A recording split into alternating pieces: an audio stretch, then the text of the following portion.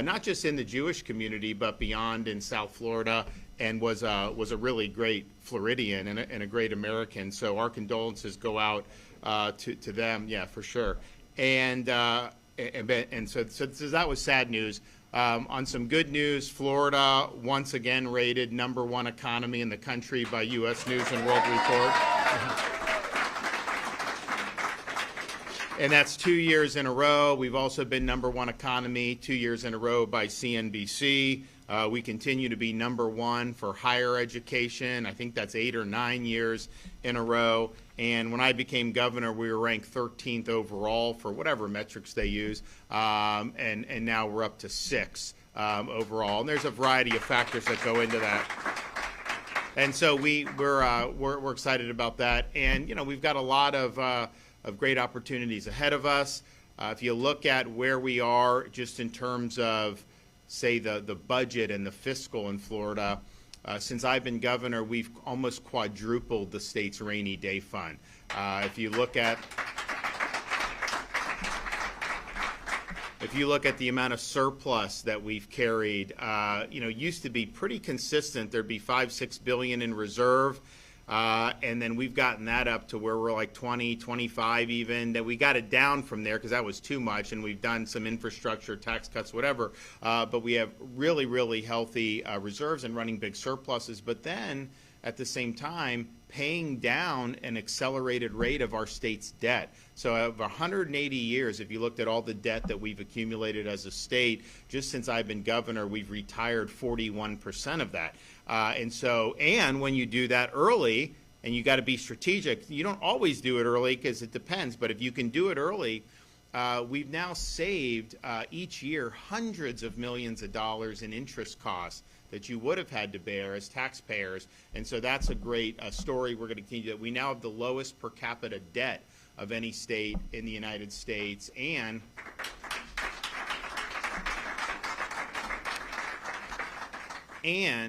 we have the lowest number of state government workers per capita. So you talk about lean government, lean bureaucracy, we have that for sure. But with all of that, paying down debt, surplus, lean government, we've done really big things. I mean, we've done big things for environment and natural resources. You look at what we've done with Biscayne Bay, the Everglades. You look at what we've done for transportation. You know, we obviously have the junction here in South Florida that's going to end up being very helpful. This is tougher here to help with the traffic because there's not as many options to do. But we've accelerated billions of dollars. We have projects. We just unveiled in I-4. We got all this stuff around I-4. That honestly sometimes is even worse than South Florida traffic, believe it or not. Horrible traffic sometimes, and it can be at any time of the day. And so there's been a bunch of I-4 stuff done. We've opened stuff. It's been good, but there's more that needs to be done. There's also connecting roads and bypass roads, so we're doing all. But we said, well, while we're accelerating that, let's do some temporary expansion of lanes. And so we did that 8 months ahead of schedule. And I just put out a video of that on Friday. You look at before and after, massive increase in traffic flow. But, you know, that requires resources. And so we've done that. We've also done education. #1, we've never done more per pupil for K-12 education than we've done in this recent year. Our colleges,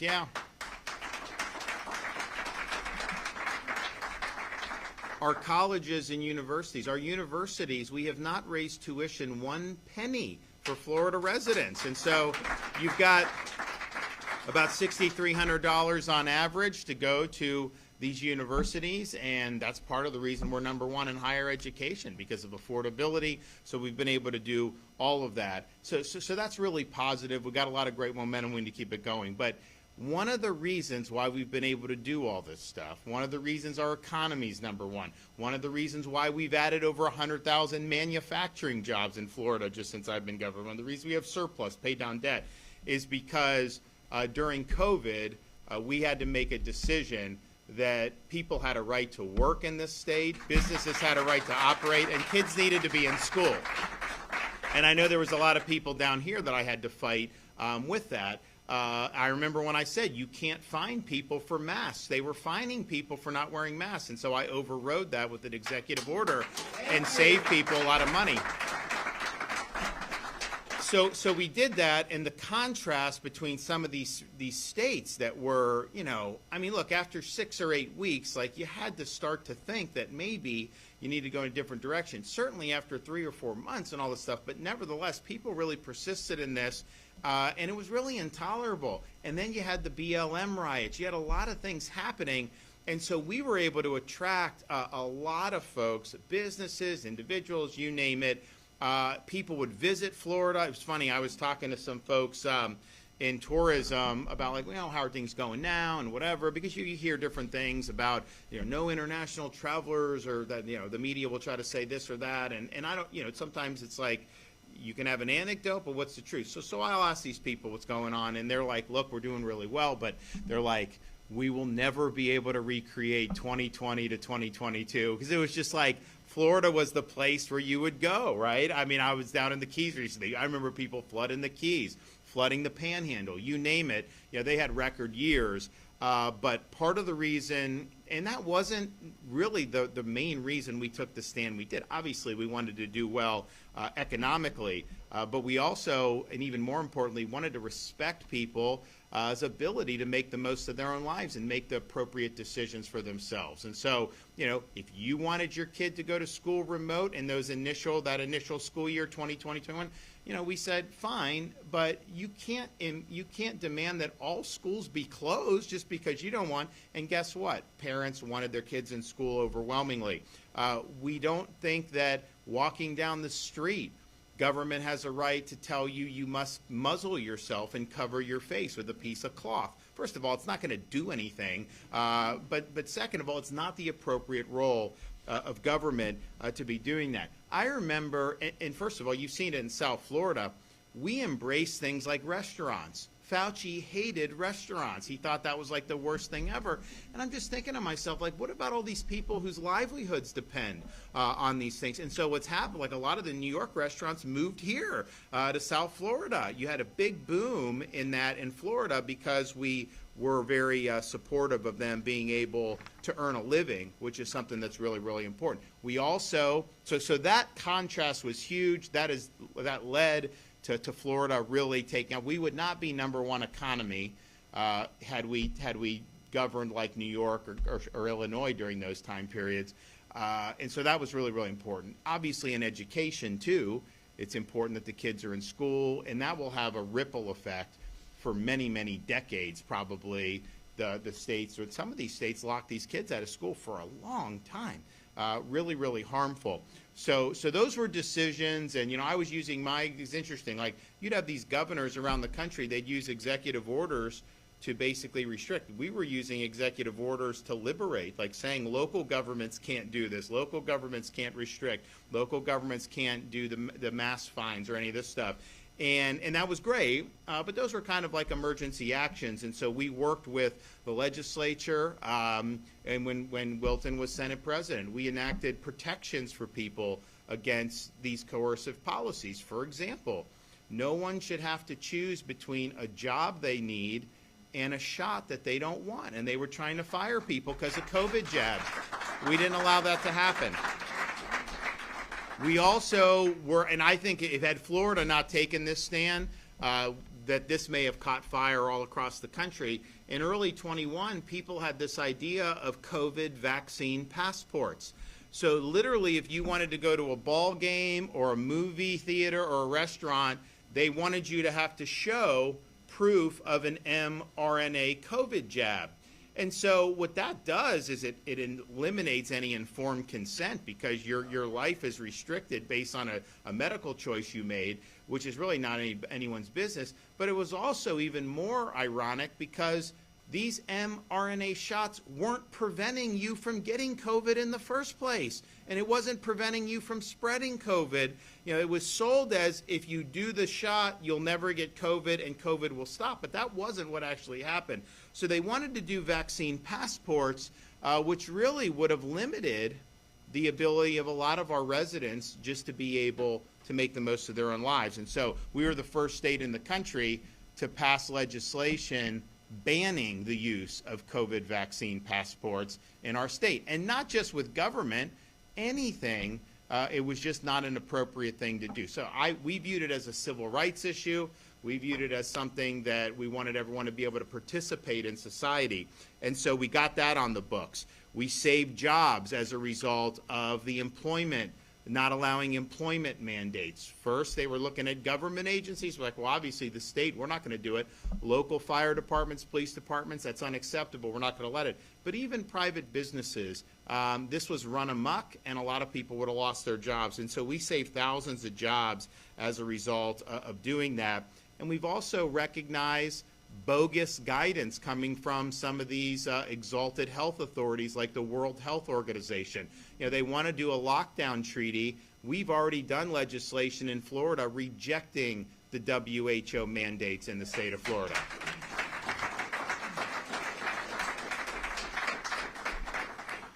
So we really believe in informed consent. We really believe, we were also, I think, the first state to ban very dangerous gain-of-function research, which is, I mean, just think where we would be if Fauci had not run wild on gain-of-function research. I mean, it really changed the scope or the path of the country even. So, and people now have looked at that. And almost everything we did, you had the usual suspects saying, oh, this is terrible, they're not listening to experts. And now, no one would advocate for a vaccine passport. No one would advocate, well, some may, but not very persuasively, would advocate that you should lose your job over mRNA shots.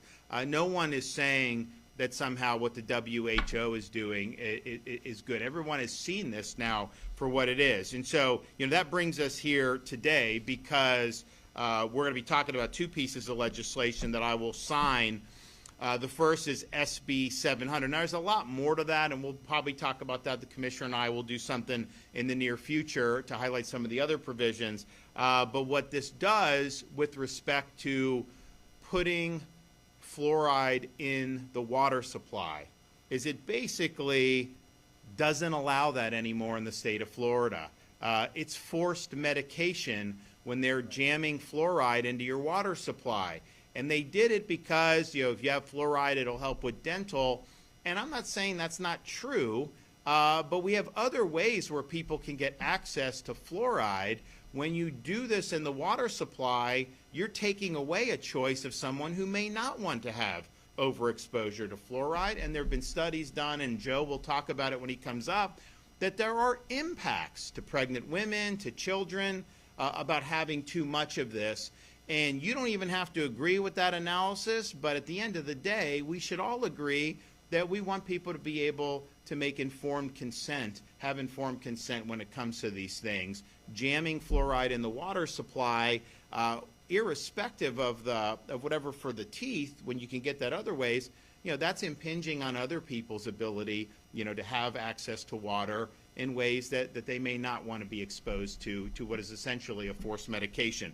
So the legislature was able to pass that, and we will be able to sign that. Joe Ladapo issued guidance, I guess like last year, right, late last year, about community water fluoridation due to the potential risks that were associated with exposure. And again, pregnant women and children were at most risk.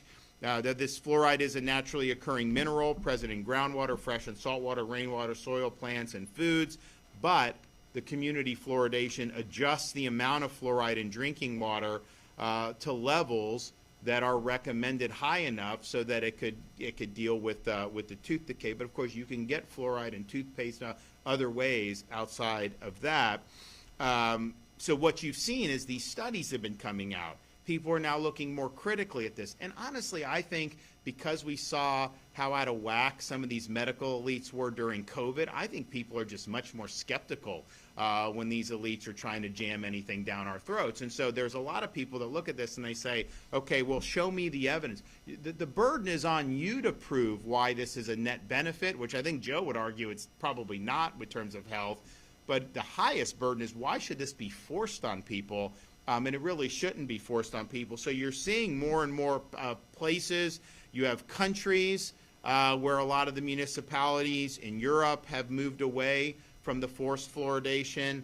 Many municipalities in the United States, and a lot in Florida. I mean, we've had a number of counties that acted after Joe's guidance, but also other stuff that was happening there. So this is, I think, the things that a lot of people want to see done. They want to see protections against this. They understand there's other ways that you can get fluoride if that's something that you need. And so there have been studies that have raised concerns about physical and mental health risks that have been associated with overexposure to fluoride. Now, if you're brushing your teeth a couple times a day, that's not going to likely present the same type. But, if you're drinking a lot of water, exposed to that in the home, or that's a different story potentially. And so people just should have that information, and then they should make the appropriate adjustments. And there's nothing preventing you and your house from adding fluoride to your water. If that's what you think is good for you and your family, then you still, of course, have the ability to do that. So we don't want local governments unilaterally injecting the chemical into the water supply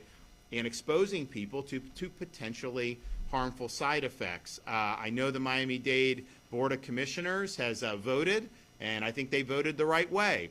And so thank you. Of course, for the counties that voted the other way, we're the legislation that we'll sign is gonna answer that question anyways. But I do think that you guys led on this, and I appreciate your leadership for that.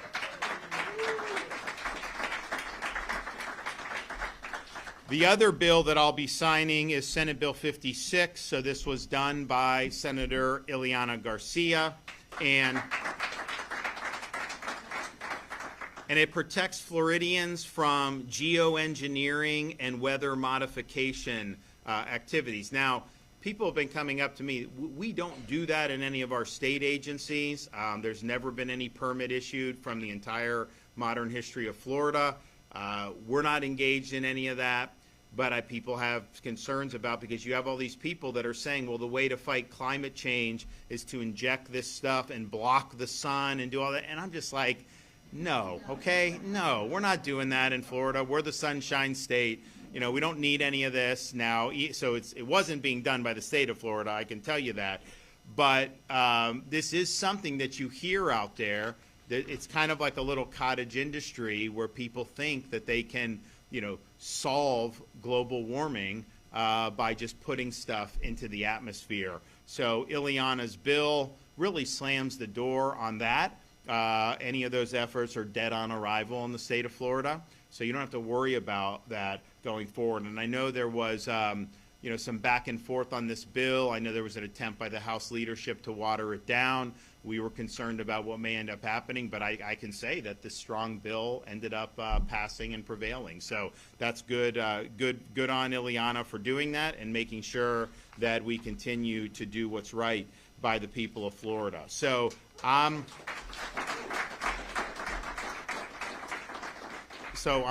happy to be supportive of these two measures. I know that there's a lot of folks that wanted to see this done, and so here we are getting it done as usual. And with that, I'll turn it over to our Commissioner of Agriculture, Wilton Simpson.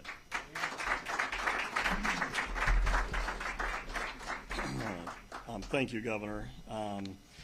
Florida has passed now the 2025 Farm Bill. After 7 years, it sure would be nice if the federal government would follow our lead here. I would think so. This bill is great news for agriculture, and it's great news for all Floridians. Agriculture is a national security issue. We know that to keep the free state of Florida free, we need to support agriculture. I look forward to joining you in the near future to talk about all of the great things we have done in this comprehensive bill, but today is about medical freedom. Governor, I was proud to be part of your courageous work during COVID, banning vaccine mandates, banning vaccine passports, and being co-chair of the task force to reopen the state of Florida when everyone else was shutting down their states. You have continued to fight that fight, and so have I. This Farm Bill includes many protections for our consumers. Today we announce that drinking water will hydrate, not medicate.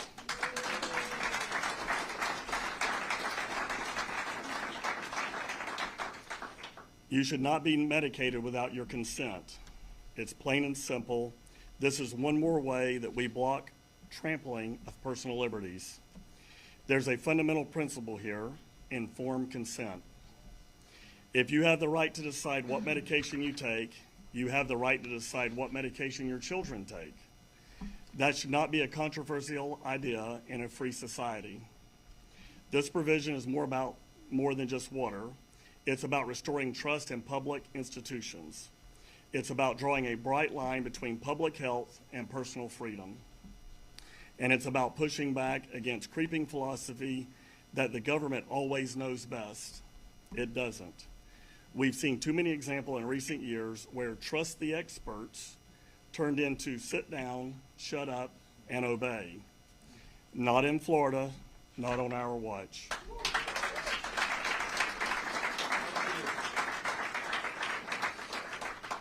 With this legislation, we're saying loud and clear, Florida water will be clean, it will be safe, and it will be medication-free. That's how it should be, and that's how it's going to stay in Florida.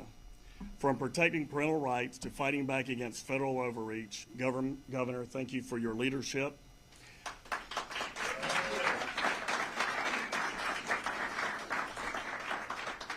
I would also like to thank President Albritton, Speaker Perez, Senator Truenow, Representatives Tuck, Alvarez, and McClure, and our partners in the Florida legislature for advancing this bill and standing up for common sense.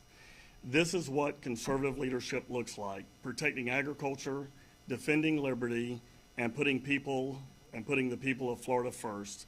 Thank you, Governor, and God bless Florida.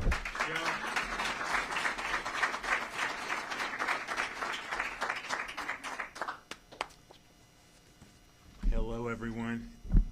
I've been down in Miami. I was just thinking as I was sitting there listening to the commissioner, I'm like, I've been to Miami a lot lately.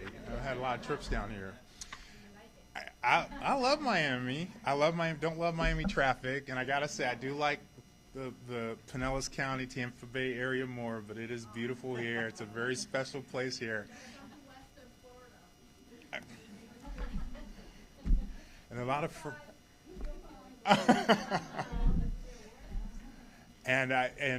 you know, Miami's obviously a very, very special place. Some people say it's actually part of Florida.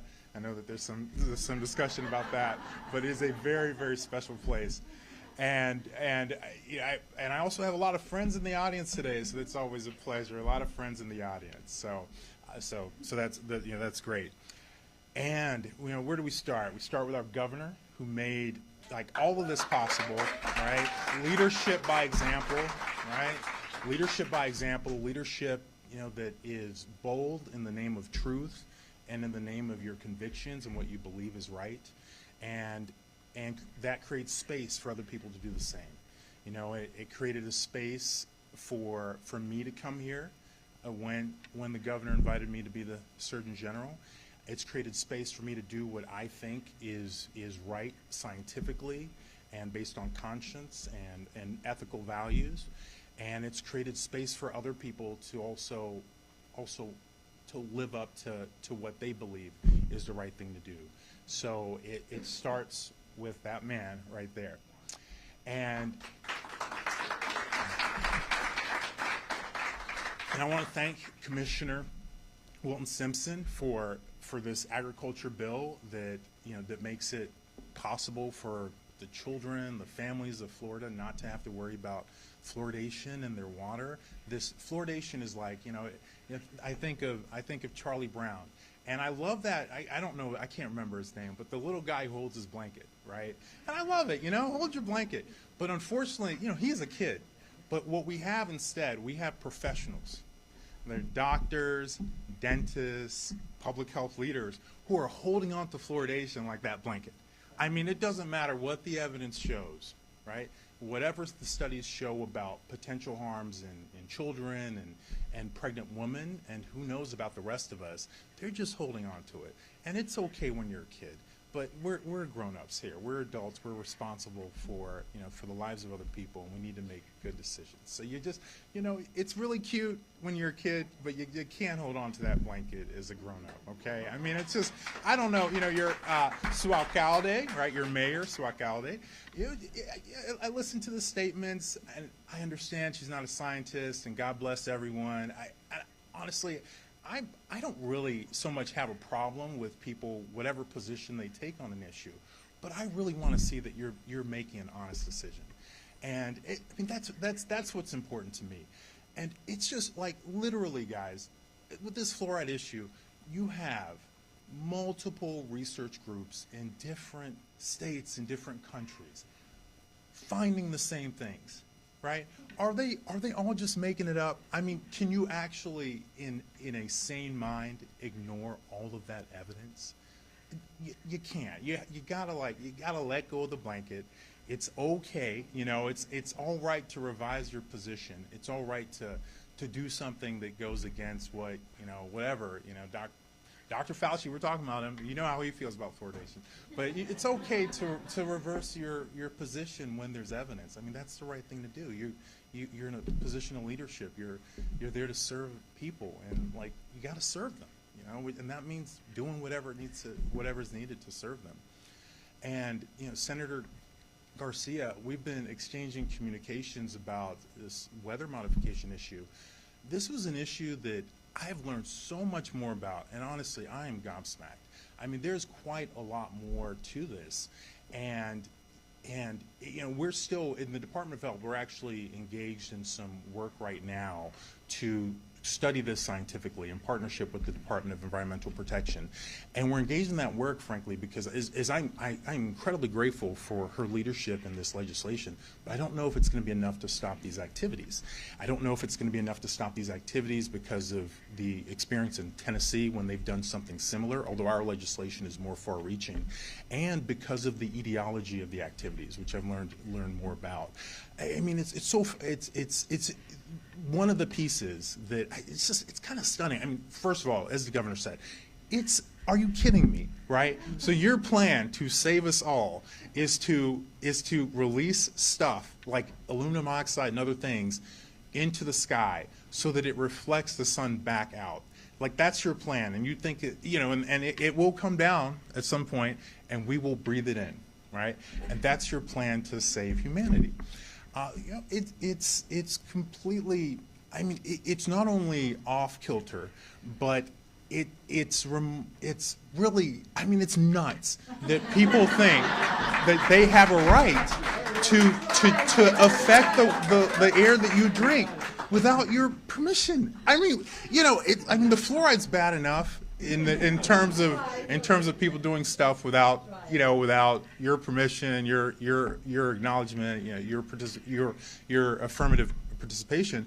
But are you kidding me? You know what I mean? The air that we breathe, right? That you have a right to do whatever you think is best for the air in terms of putting something into it. So it's an issue. It's an issue.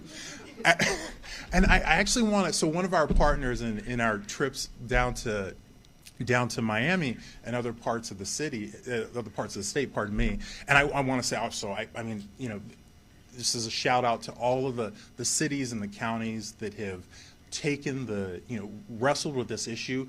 Even if they voted the wrong way on it, I'm really appreciative of our communities, our community leaders who made this an issue that they were willing to step up and wrestle with and make a decision on instead of hiding about and not making a decision on. So that's for all of them.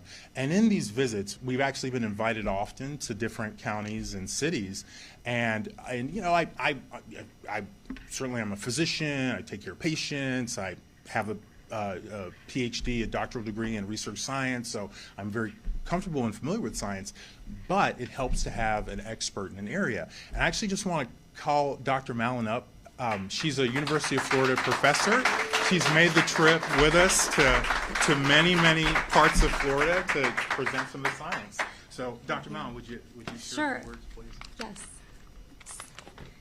Thank you so much to Governor DeSantis and Dr. Ladapo for having me here today. I'm an epidemiologist and an assistant professor at the University of Florida, as well as a clinical psychologist. And I have been conducting research on fluoride in human health for about 12 years now. I first want to say it's really been an incredible journey from speaking with Dr. Ladapo at the press conference last November when he issued guidance on community fluoridation. to traveling around Florida and presenting research on health effects of fluoride exposure over the last several months. And one of the most rewarding parts of this experience has been meeting and hearing from Floridians in local communities across the state whose voices are now finally being heard on this issue. But we also saw situations like in Bartow, Florida, where, for example, where many people pleaded with their elected officials to stop adding fluoridation chemicals to their drinking water, and that didn't happen. Now with this bill, their requests will be answered. There have been major milestones in the research on fluoride and neurodevelopment over the last decade, and especially in the last year. And with more and more studies finding associations of fluoride exposure with adverse neurological outcomes, even at levels that we commonly encounter in Florida. The findings of these studies point to an imminent need for policy change, and the policy change happening in Miami-Dade today with the ultimate signing of this bill is one that will protect the brains of children in Florida from unreasonable risk of harm for generations to come. Thank you very much.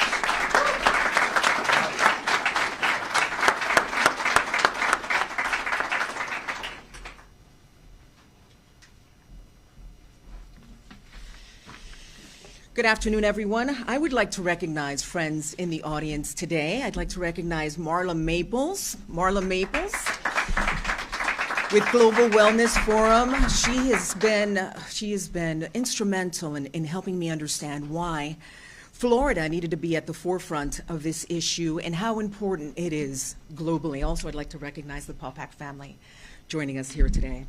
So it is a truly significant day for the state of Florida when we are taking decisive action to protect our skies, our environment, and the well-being of all Floridians. I want to express my deepest gratitude to Governor DeSantis for his unwavering support and leadership in helping this happen. Senate Bill 56, very shortly a reality.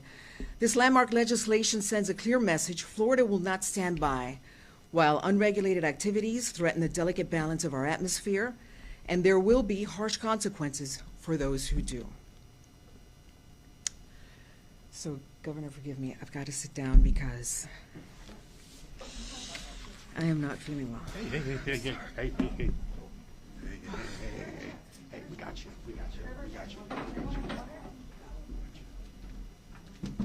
Would you bring it up? We got you.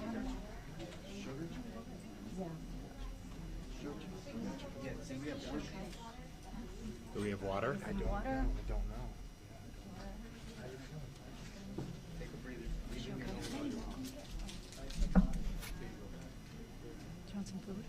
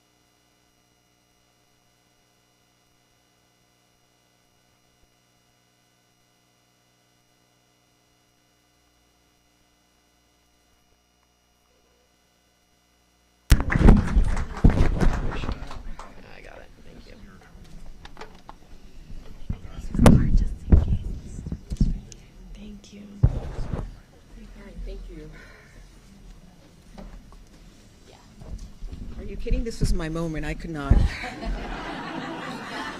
Nerve-wracking, but this was my moment, and I so appreciate your grace, Governor DeSantis. So for those who are unfamiliar, the terms weather modification and geoengineering encompass a range of technologies and proposals aimed at deliberately altering Earth's climate system. While some of those concepts might sound crazy, science fiction, conspiracy theories, they're being actively researched and in some cases even implemented on parts of the planet. This can include injecting substances into the atmosphere with the intention of reflecting sunlight, manipulating cloud formation, or attempting to influence precipitation patterns. Many complain constantly about, oh, what's this etch-a-sketch in the sky? What is it that's going on above and beyond the clouds? Well, cause for concern led to this. These are not natural occurrences. They're deliberate interventions in complex natural systems. The potential negative consequence of widespread unchecked weather modification and geoengineering are deeply concerning. Introducing foreign substances into our atmosphere can have unintended and far-reaching effects on our weather patterns, potentially leading up to unpredictable droughts, floods, and disruption to agricultural cycles. The long-term impacts of our ecosystems, our air quality, and even our health are largely unknown but devastating. We're talking about fundamentally altering the very systems that sustain life, often with limited understanding of cascading consequences. This isn't just an environmental issue. It affects every single one of us and should not in any way, shape, or form be politicized. The skies above us are a shared resource, and the idea that private companies or even government entities could unilaterally decide to manipulate them without full transparency and public consent is deeply troubling. We have a right to know what is being introduced into our atmosphere and what the potential ramifications are. We must demand accountability and oversight to ensure that the pursuit of technological solutions do not overcome at the expense of our health, environment, and our future. The time to pay attention is now, and that's exactly what we're doing in Florida, before these interventions become widespread and irreversible. Florida is uniquely vulnerable to environmental changes. Our coastal communities, our vital agricultural sector, and our delicate ecosystem are all susceptible to the unpredictable impacts of unregulated weather modification. By enacting shortly SB 56, Florida is taking a proactive and responsible step to safeguard our citizen and our state and its citizens. We are sending a powerful message to the nation and the world that we prioritize the health of our environment and the right of our citizens to clean, unmanipulated skies. We are setting an example of responsible governance, demonstrating that we will not allow unchecked experimentation with our atmosphere. This is about protecting our present and ensuring a healthy future for generations to come. Thank you, Governor DeSantis, for your leadership on this. Today, Florida has chosen to protect its skies and its future. Let this be a turning point, inspiring other states and the federal government to take similar action. Thank you very much.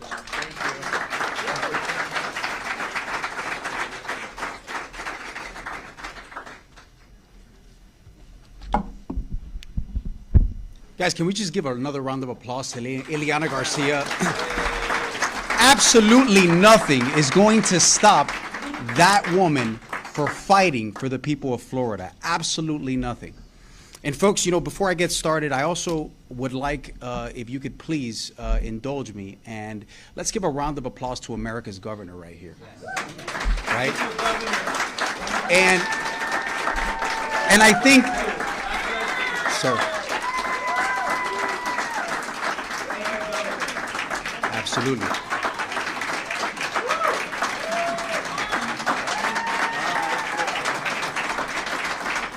Folks, I think it goes without saying, that the world would not be the same place were it not for the bravery of this man that's standing up here, and he's much too modest, but somebody has to say it, right? If he wouldn't have opened up the state of Florida, if he wouldn't have fought back with all of this rhetoric about, you know, what could have been this and could have been that, which, by the way, has been debunked now, if he wouldn't have been brave enough to fight back, I don't know, we'd probably still be locked up, right?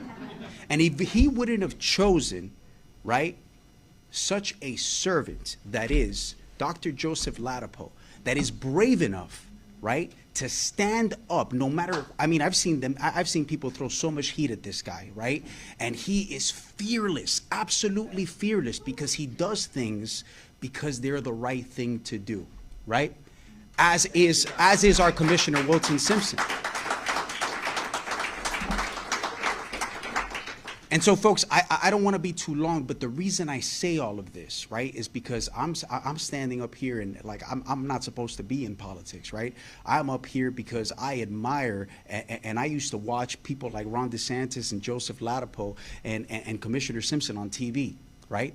But you know what's funny is that courage is contagious. Right? There's something about courage that when you have people that are willing to fight back and willing to do the right thing, that it makes you want to say, man, I want to be like that guy, right? Like, I want to be able to say to my children that I was part of the fight to make the world a better place. And the world would not be a better place. The United States would not be a better place if these two men didn't do what they did at a time where they were being highly criticized, right? And so now we go to water fluoridation, right? And there's a reason why I tell you about bravery, right? Because I see one of my colleagues here, Vice Chairman Keone McGee, right? And I can tell you that the political machine, they threw everything at us, right? And I want to mention my colleagues that voted with me because I know that it wasn't an easy vote. Right? Commissioner Keone McGee, Commissioner Danielle Cohen-Higgins, Commissioner Oliver Gilbert, Commissioner Anthony Rodriguez, Commissioner J.C. Bermudez, Commissioner Keon Hardeman, Commissioner Rene Garcia. They threw everything they had at us. For what? For something that they're trying to hold on to that the facts and the science just doesn't add up. I thought we learned our lesson with COVID. I thought Ron DeSantis laid the smack down, right? And showed everybody what leadership looked like. And I thought we weren't going to make those decisions and those mistakes anymore. I feel like that's what you do when you are an educated human being. You make a mistake, and then you look back and you say, hey, how are we going to fix it, right? But sometimes people just won't let go. And I think the world is a better place because of folks like Ron DeSantis, like Joseph Ladapo, like Ashley Mallon, like Commissioner Simpson, and like just a few folks that I want to mention, Dr. Claire Stagg, Dr. Maya Assey, Stand for Health Freedom, especially my good friends Scott and Joe Kelly, Jeb Hanwerger, Gary Roche, and all the health warriors, including Dr. Ashley Mallon, that fought the good fight, because there are elected officials, like the ones that are in this room, that they care about what you think and that they're here to represent you. And you know, a lot of people think we live in a democracy, but we don't. We live in a constitutional republic. Constitutional republic only works when the people are part of the decision-making process. And I admire the fact that all of you guys are willing to work hard and fight back in order to make change.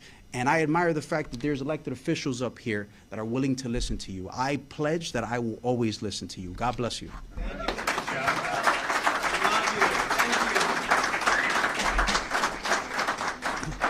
Well, thanks, everybody. I think that this is these are good measures. We'll obviously put our John Hancock on them very soon, and when we receive the bills.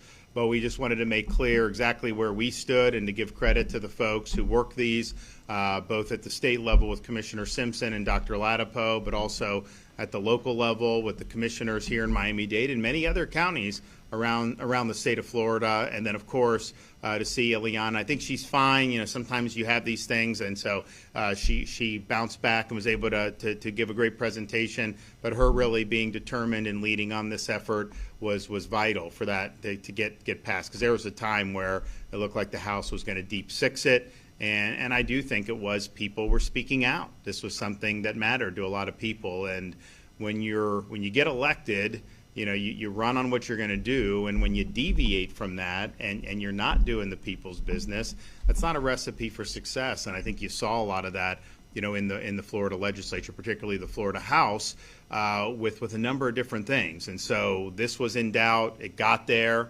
The condos were in doubt. And I think the Senate had a great bill that they got across the finish line. But, you know, one of the things that I called on for many months now and have huge support from the people of this state is what Florida families would like. We don't have an income tax. We're never going to have one as long as I have anything to say about it. So we don't have to worry about that. At least not yet. Who knows down the road? But for me, don't worry. It's never going to happen. But and then we're fortunate that we have 142 million visitors last year. A lot of our tax revenue is paid by non-Floridians. The tourists, the Canadians, the snowbirds, that's a good thing, so we have less of a burden on Florida families. But the one thing that is pinching people are property taxes. And so I said, ultimately we want a constitutional amendment on the ballot because this is local governments, that are doing it. The state's role is minimal. We can't just, change the millage rates, although there is this, required local effort that we could definitely relieve people of, and we're working on doing that. But in the before you get on the ballot, people can get relief now. We had a great proposal that would give people, homesteaded Floridians, particularly middle class, $500 to $1,000 rebate on their next year's property tax bill, November, when you get the notices going out. And that would be really, really good. And we have a lot of support from individual legislators. But this was not anything that the House leadership was willing to entertain, and largely just because they want to be different than me. If I'm saying property tax, they're saying, they actually want to cut taxes for Canadian tourists. You'd get $40, I think, a year and no property tax. Are you kidding me? So, but they realize that that's not a good spot to do. And so what the House leadership did, the last day of the legislative session on Friday, convened a committee of 37 people, including some of the most left-wing Democrats in the state of Florida. We have almost a 3-to-1 Republican majority. You shouldn't be trying to resurrect the Democratic Party when you have a 3-to-1 majority. You should be winning and continuing our wins. Instead, they're doing that. So you're putting very far left on this committee, and then they have a hearing on the last day of session. And I don't even think I need to say this because I think most people get this, but if you have a legislative body that is creating a 37-member committee, they're not doing that because they want to give you property tax relief. They're doing that to try to kill property tax relief. So this is a total dog and pony show. This is not anything that is credible. The fact that you would wait until the last day of the legislative session, that just shows your cards. It shows, what you're trying to do. That's not what the voters sent any of these guys there to do. They want relief from property taxes, and we have an opportunity to do that. Doing that committee, and have very left wing on the committee, that ain't cutting it. And I don't think anybody is fooled when they start to see those types of things. If I wanted something done, I do it. I don't put a committee of 37 people together where they're not going to be able to agree on anything. So just know that that's something that is that was done at the last day. Obviously, they didn't even come close to doing a budget. They didn't come close to doing, their basic core constitutional functions. And so now they're saying they're going to, do it by sometime in June. The reality is, it's honestly not that difficult to do any of this stuff. You know what you do? You just look back what's been done under the last 6 years. You look at when Wilton was Senate President, or Kathleen Pasadoma, or Paul Reder. You just look at that and you basically copy and paste. That's really all you have to do. You don't have to do much different, and so it shouldn't be that hard to get this done and to just do your job. But when I see a committee of 37 people, when I see far left Dems being injected into this process, when you have a 3-to-1, almost a 3-to-1 Republican supermajority, which, by the way, they didn't have before I came along.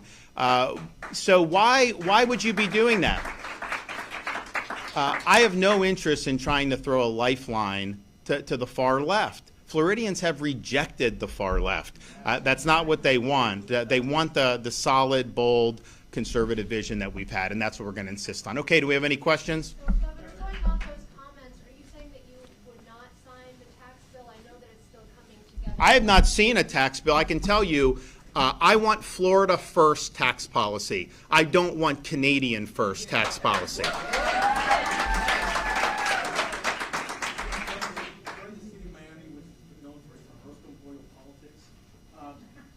The city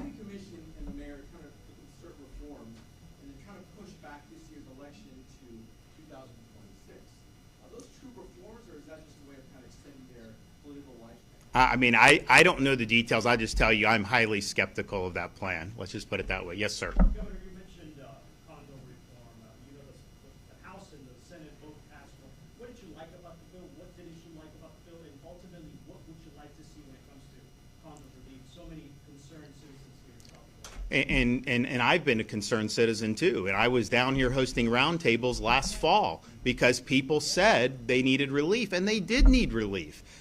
This bill, the bill that had been enacted, was doing things that it was not supposed to do or intended to do, and that was so far afield of the safety concerns with a building collapse like we saw at Surfside that something needed to be done. What I didn't like about the House bill initially was that it was more geared towards developers, and it probably would have helped force people out of their units, and in Miami especially some of the older things. And people think these are all like multi-million-dollar places on the ocean. No, you have places all over this county, and people own them free and clear. They can't afford a $100,000 assessment. So then they're forced to sell. And yeah, they probably would make more money today than they would have 20 years ago because people want, but then where do they go? They can't afford another house. And so I thought the House bill was bad. The Senate bill that Jennifer Bradley did, that Ileana Garcia, that's basically what passed. And I think that recognizes the crushing impact that some of these assessments are having, and I think it provides a way to be able to keep people in their homes. And so I think all in all, I think it was well done. If there needs to be more done, then I'll be supportive of doing it. And, you know, I hear some people in the House, they were trying to say that if you do condo relief, that somehow you're bailing out condo owners. But you're not bailing them out from their decisions. You are relieving them from legislation that has caused this. And we could sit there and talk about these condo boards, and should some of them have been doing more upkeep of? Yes. 100%. I mean, honestly, these condo politics, you want to talk about Miami politics? Yes. The condo politics is cutthroat. So there's a lot of stuff. But the way you do that, you reform that process. You provide more transparency. You do things, and I think there's some things in the bill that may address some of these things. That's what you do. But you also have to realize Rome wasn't built in a day. To just demand that everyone all of a sudden pay all these assessments, and assessments, quite frankly, on things that are not like the difference between the building being viable or not viable. It was way beyond that. So I think that it ended up in a good spot. I was not supportive of the House bill. I would have vetoed that and called them in for special session. And don't forget, I did the special session in January, and we did the immigration, which the House didn't want to do. And now we did it. Now everyone's celebrating because we're working with ICE and we're getting all these people off the streets. None of that would have happened had we not done that legislation. I mean, that's just the reality. And that was us doing it. And, you know, you had these folks in the House. They said, oh, it doesn't need to be done, not something that's important. And then actually drafted a bill that would have made us a de facto sanctuary state, totally contrary to what we wanted to do. And again, the people spoke up. And so we ended up getting good legislation then. But in that special session, I called for the condo relief to be done then. There's no reason the bill that was passed could not have been passed in January. That would have given people peace of mind. It would have averted some of the other assessments that have come back in the intervening months. It would have given more time to be able to work this out. And so it should have been done in January. It did get done. I'm glad that the Bradley bill is basically what passed. And then the same thing with these petition fraud. You know, they go get these petitions, and it was documented in 24 the amount of fraud in these petitions. And so that needed to be addressed. You can't just have these petitions being circulated. This is the Constitution of Florida that could be changed as a result. So that needed reform, and that could have been done in January too. And then they waited, the House especially waited, and so now it's done. But the reality is, you know, there's stuff out there on the street now that people are trying to do. So all in all, I knew the condos needed to get done. I'm glad it got done. I would have called the special session again had they not done it, because people need relief. Are you talking about chemtrails? Is that a real threat, or is that Well, no. I mean, I think it's kind of caricatured as kind of kooky, but I think Eliana sketched it out. There are, and I, you know, because people would ask me, they're like, why is there, are you spraying things? And I'm, no, we're not. The state government is not doing any of that. And so I'm like, what are you talking about, right? Because we just weren't doing it. But if you look, there are movements, private businesses, And their view is we can save you from global warming by injecting different things in the atmosphere, blocking the sun, doing all this stuff. And that is not something we're going to do in Florida. First of all, we're the sunshine state. We want to have the nice sunshine. So I think that this is something that there are interests and entities out there that want to do some of this. And it's not something that is appropriate for the state of Florida. I don't think it's probably appropriate, period, anywhere. But, you know, think about it, like, these people are doing their thing. They're going to try to block the sun. They're going to try to do all this. And then what's the fallout from that? What does that mean when it starts to rain or this or that? And people aren't guinea pigs. I mean, you know, we have a right to have nice sunshine and nice air. So it's not something that's just being made up. There is a movement to do it. Now, you can go and watch a plane, and if a plane has normal exhaust and condensation, that's a contrail, which is something that is normal. That doesn't mean that the commercial plane is doing anything, but there is definitely movement to do some of the spraying, and I don't like that. One more.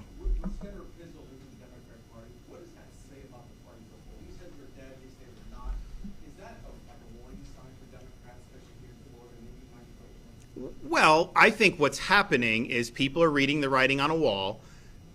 You can't get elected with a D by your name in many parts of the state anymore. Even Miami-Dade is tough, right? Because they've seen, and quite frankly, it's because, you know, we've really exposed the left. I mean, remember, who was fighting me about having Florida be open during COVID? It was the left that was fighting us. Who was fighting us when we banned the mandates? It was the left that was fighting us. Who was fighting us when we said that third graders shouldn't be taught in school that they were born in the wrong body and their gender's a choice? It was the left who came after us and attacked us on that. Who came after us when we said we're not going to allow the rioting and we're going to have an anti-riot law and all this stuff, and Wilton helped pass that? It was the left that came after it. And so we've just drawn such a sharp contrast, I think an effective contrast, that basically you have committed people on the left, and that's their view. But like most other people now, that's why we have 1.2 million more Republicans. We used to have, when I became governor, we had 300,000 more Democrats. So you've seen a big shift. So part of that is that. But then part of it, I think what you're seeing, and I think you're seeing this in the legislature, is people realize they can't get elected unless they have an R by their name. So you have people that are smuggling their leftism into the Republican Party.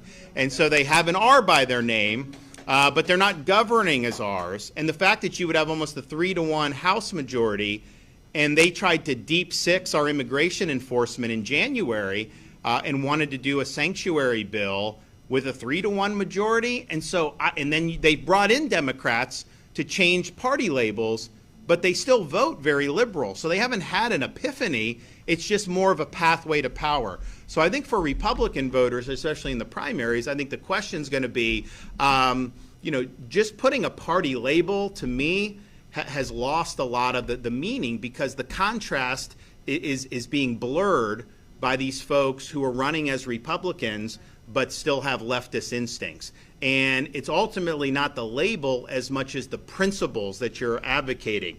What is motivating you to do all this? And if you're being motivated by leftism, you can put whatever lipstick you want on that, but leftism is a pig. Putting lipstick on it, it's still a pig, guys. And so that's something that I think we have to watch out for. I mean, clearly you're going to see that in Miami-Dade as the registration. I mean, we may end up having, within the next 6 to 9 months, more registered Republicans here than Democrats county-wide. It's very close to happening. Maybe a year. But what I tell Republicans, too, is the surest way to see Florida go back to being a purple, or even maybe being, because when I got elected, they said Florida was about to become a blue state. The surest way is to dull the contrast between what we believe and what the left believes. And part of that is throwing lifelines. I mean, you know, we just had this, you know, we've had some of these issues on the property tax, you know, empowering the left on muddling up our property tax relief. Why would you do that? You don't need to do that. You have almost a 3-to-1 majority. You should be leading with purpose and conviction on that. Some of these other things they were doing, you know, we worked really hard to do litigation reform, and it's had an impact, a positive impact, business-wise. It's had an impact on premiums, where we've finally seen some stability. And even in the Citizens Insurance in Miami-Dade, you had a lot of people that have gotten a decrease this year. No one thought that was even possible a few years ago. And they tried to undo that. No one was asking for those reforms to be undone. It would have given more money to lawyers. These are lawyers that by and large support leftist causes. Why are you throwing them a lifeline? It's bad policy, and it's also very bad politics. And so that, I think, is going to be the test. Are you in this to solidify, the success and expand on it, or are you trying to leverage this Republican voter advantage for your own purposes or liberal purposes? And that's very much up for grabs right now. I mean, think about it. You've had this legislative session, you had the largest Republican majority we've ever had in the Florida House of Representatives, and yet it was the least significant and consequential of more recent majorities. Certainly when the previous 2 years, and then when Wilton was Senate President, the House was churning out a lot of great stuff. My first 2 years, we had Jose Oliva from Miami churning out a lot of great stuff, and that kind of has gone astray, under the current iteration. And you have to ask yourself, if you have all these numbers, why aren't you really being bold? Why aren't you seizing the moment to deliver really big things for the voters that put you there? So that's going to continue to be a dividing line, and I think that voters are more and more, the people I talk to come up to me now, they're surprised at what they've seen, in some of the stuff in Tallahassee. They don't understand it because we've had a winning formula. We've been able to deliver good. I mean, the fact that we're #1 economy, all these other things, that's positive. Our fiscal's positive. So it is a little bit frustrating, but here's the good thing about it. Ultimately, you elect people, they get in there, they can go, they can drink the Kool-Aid in Tallahassee, they can not listen to you, but you do get a say in this, every 2 years when you're looking at it. And I think that's going to be some interesting conversations when we get around to the 2026 cycle. Thank you, guys. See you later.